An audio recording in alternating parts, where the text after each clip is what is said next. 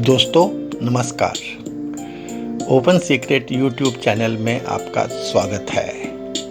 मैं आपका दोस्त आशीष चांद। दोस्तों आजकल हम लोग कथा उपनिषद साथ साथ पढ़ रहे हैं। ये है इस पे हमारा 36th वीडियो 14-36। आज हम लोग दोस्तों इसके पहले चैप्टर के तीसरे सेक्शन के श्लोक 7, 8 और 9 स्टडी करेंगे। 1-3-7, 8 and 9।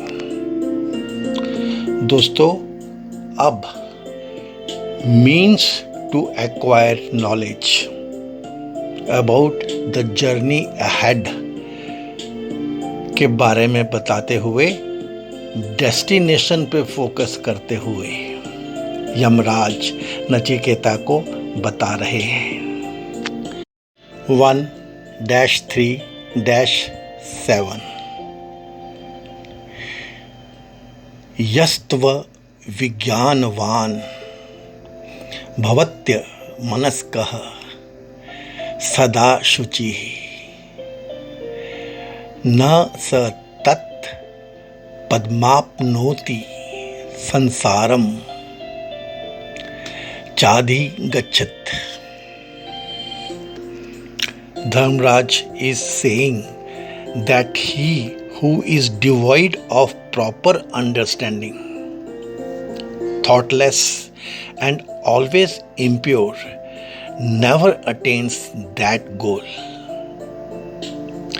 and further gets into the round of births and deaths। यह दोस्तों अविवेकी की संसार प्राप्ति है, जो अविज्ञानवान अनिगृहीत चित्त और सदा अपवित्र रहने वाला होता है। वह उस पद को प्राप्त नहीं कर सकता, प्रत्युत संसार को ही प्राप्त होता है। सिंपल है फ्रेंड्स।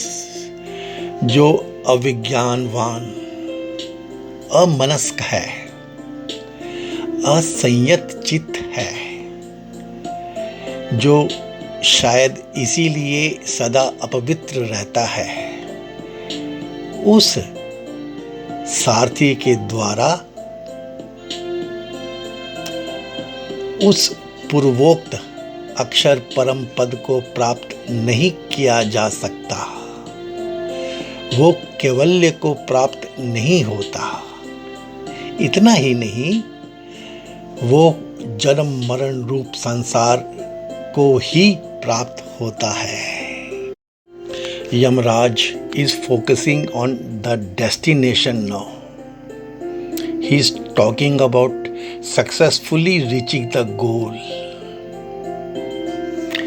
यह तु अविज्ञानवान भवति, he who is of non-discriminating intellect, अमनस्कः सदा अशुचिः, ever thoughtless and always impure, न सह तत् पदम आपनोति, he never attains that goal,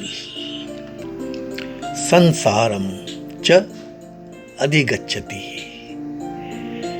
and instead he gets further into sansar। Next 1-3-8 यस्तु विज्ञानवान भवति समनस्कः सदा शुचिः न तु तत् पद्माप्नोति यस्मात् भूयो न जायते। But he who is intelligent, ever pure, and with the mind controlled, reaches that goal from whence none is born again. किंतु वो जो विज्ञानवान है, संयम चित्त है और सदा पवित्र रहने वाला है, वह उस पद को प्राप्त कर लेता है जहां से फिर उत्पन्न नहीं होता। जो दूसरा है ना, रथी, विद्वान है, विज्ञानवान है, कुशल सारथी है,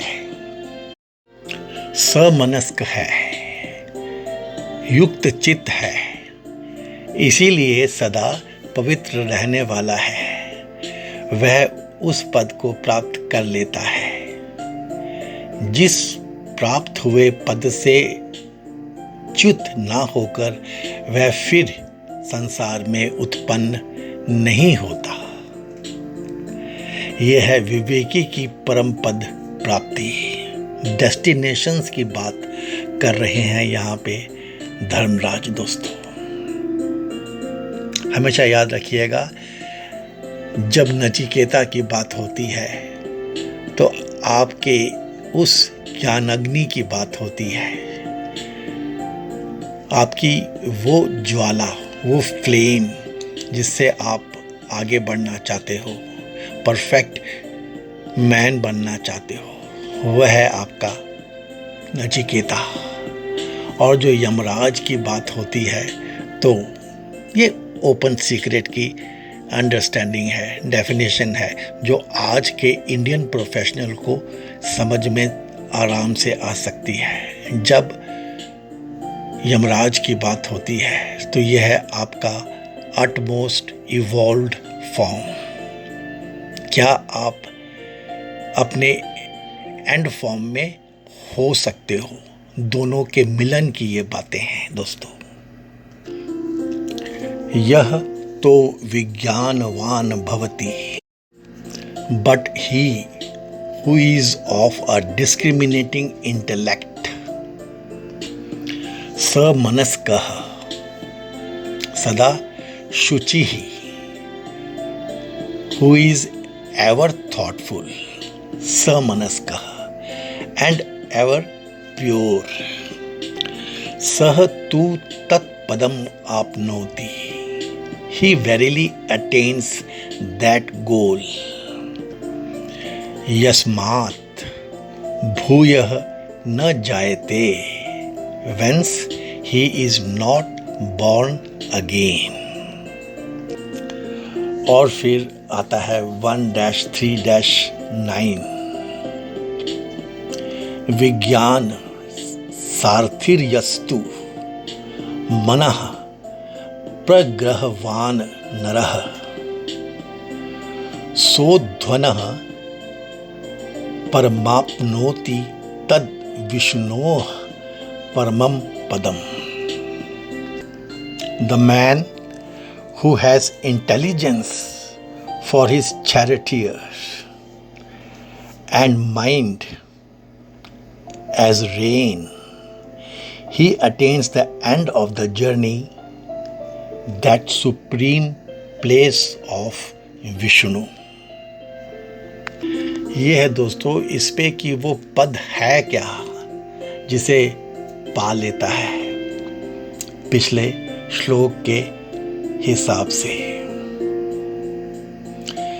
जो मनुष्य विवेक युक्त, बुद्धि सारथी से युक्त और मन को वश में रखने वाला होता है, वह संसार मार्ग से पार होकर उस विष्णु व्यापक परमात्मा के परम पद को प्राप्त कर लेता है। जो पूर्वोक्त विद्वान पुरुष विवेक युक्त, बुद्धि सारथी से युक्त, मनो निग्रहवान, एकाग्र मन वाला होता हुआ पवित्र है, वह संसार गति को पार यानी अवश्य प्राप्तव्य परमात्मा को प्राप्त कर लेता है, अर्थात संपूर्ण संसार बंधनों से मुक्त हो जाता है। उस विष्णु यानी वासुदेव नामक सर्वव्यापक परब्रह्म परमात्मा जो वह परम उत्कृष्ट पद है, स्वरूप है, उसे वह विद्वान प्राप्त कर लेता है। फ्रेंड्स, यहाँ पे धर्मराज बता रहे हैं, बार बार समझा रहे हैं, unless first you train yourself to live the day-to-day life intelligently, following the codes of morality and ethics, you shall not stand any chance of succeeding in life divine. He is repeating that spiritual practices alone,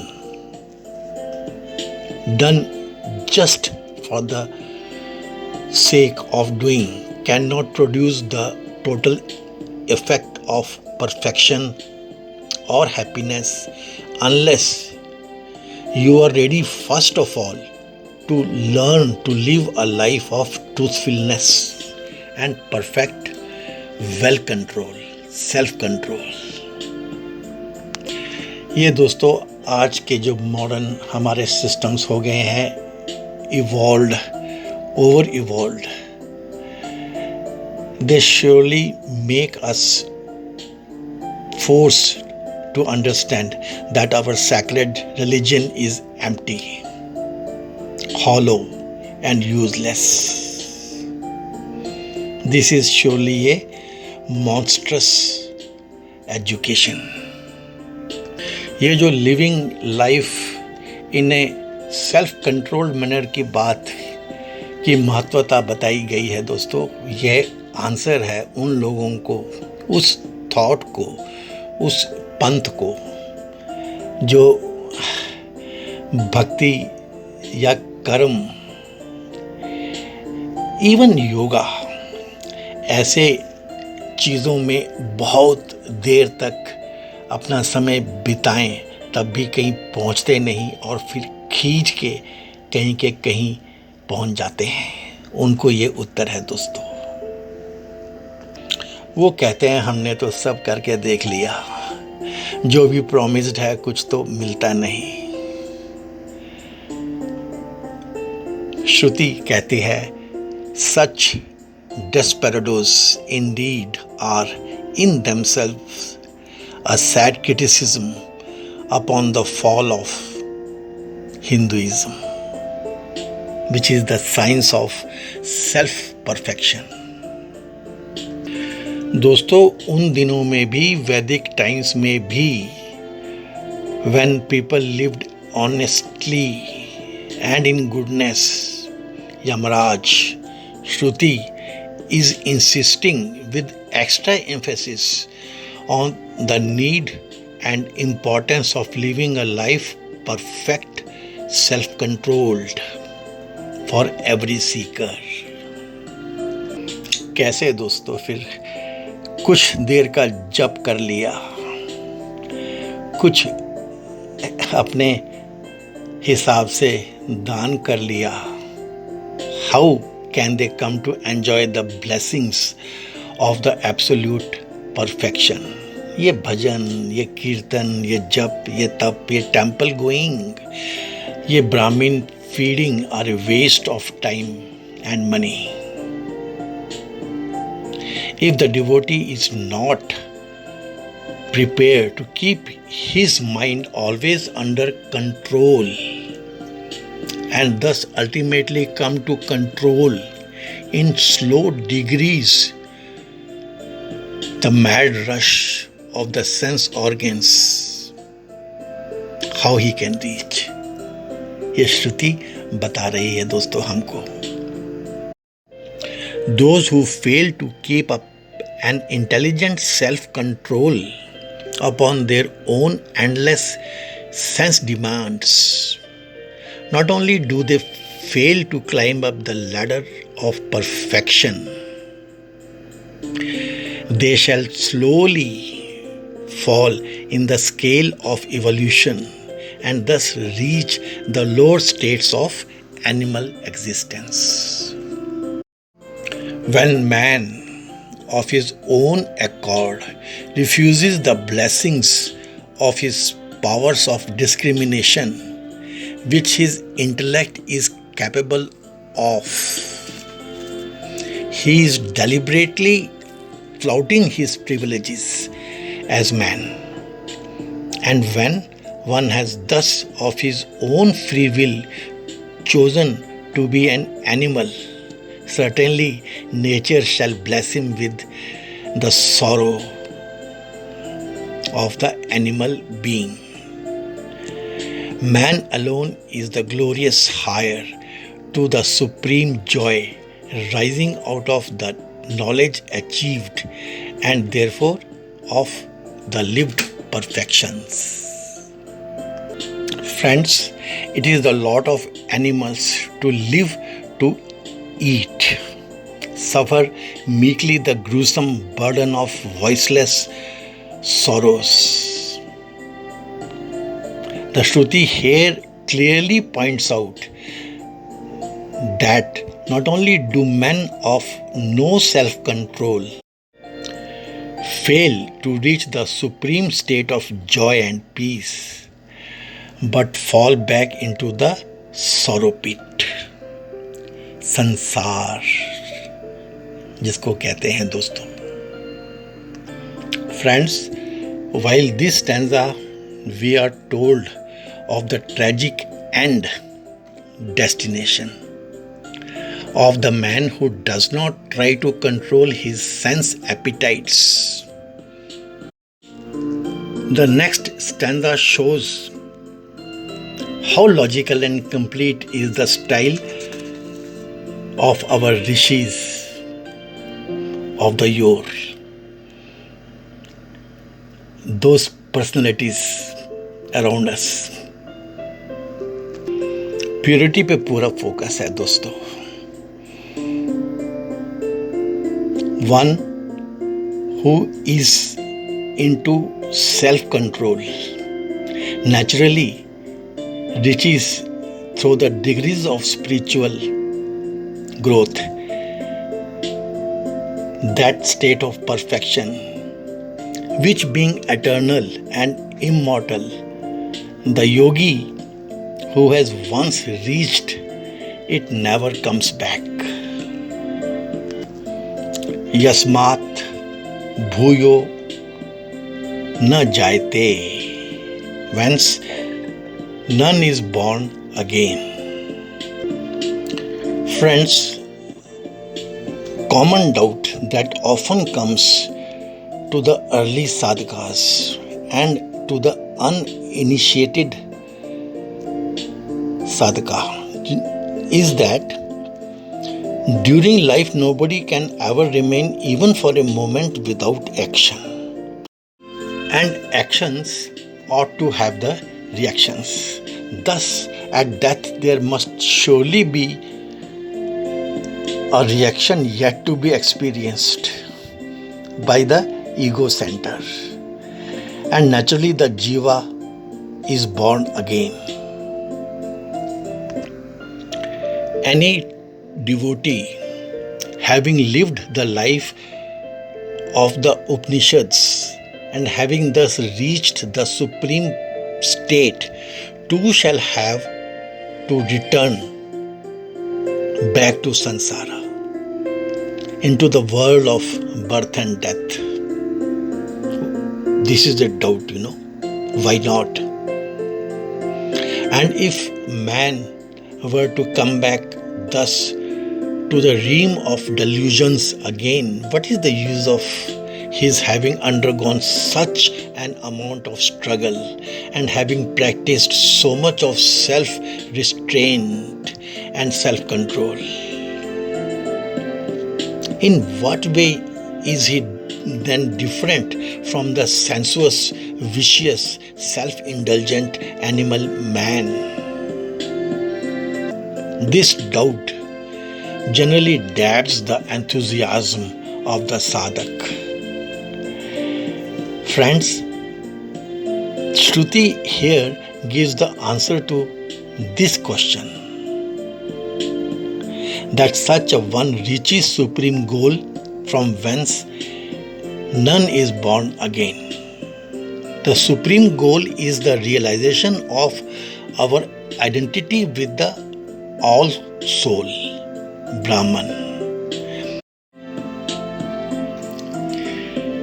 The Shruti says that with this true identification, the false identifications with the mind intellect equipment, the ego sense, totally end. ये है दोस्तों इसका logic. And friends, then in the 9th concluding analogy portion, the Shruti states that individual who has allowed his indriyas, sense organs, to function under the dictatorial charges of his pure intellect alone can reach the supreme destination. In our life, ordinarily, we are careless and under the instructions of an impure intellect. We run amok.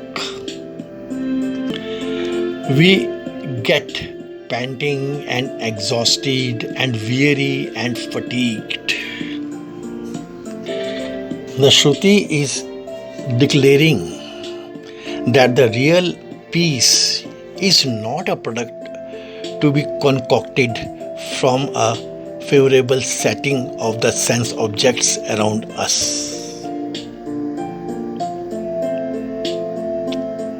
It asserts contentment and inner joy can gurgle up from the bosom of an individual only if he has trained his mind to function in a well-disciplined self-control. Unless we bring the play of the mind under strict and continuous supervision of an ever-vigilant intellectual discrimination in us, we shall not, during our life progress, steadily walk towards our life's goal, that the temple of peace. This supreme goal is mentioned here as the place of Vishnu. Friends, do not conceive Vishnu as one of the trinities here, but know him as the all-pervading Tattva, the basic element that pervades all. That is the Brahma Pad, Vishnu Pad, that is being talked about, the final destination. So friends, in these 3 shlokas, Dharmaraj has told about the destination of the intelligent charioteer, that you can be. Open Secret always says that. आप और कुछ भी जतन कर लो, यदि आप purity को नहीं समझ रहे हो, यदि आप शुचिता को नहीं समझ रहे हो, इन actions and thoughts and living, अगर आप सेल्फ कंट्रोल को नहीं समझ रहे हो तो आप पहुंचोगे ही नहीं. ये है दोस्तों इसका साफ साफ मतलब. और अगर पहुंचोगे तो कहाँ पहुंचोगे और क्या आप अपना बेस्ट पा सकते हो, ये आपने इस लाइफ में रीच कर लिया है दोस्तों. You have achieved it. The target is very next door. Please get it. That is our urge. Thank you, friends. May God bless us all. Please give this video a like Please share it with your those contacts whom you find worthy of it. Please help us in enlarging our viewership. Thanks friends. May God bless us all. हे पूर्ण परमात्मा, पापों का कर खात्मा, विश्व बने धर्मात्मा, सब है तेरी आत्मा। Thanks friends.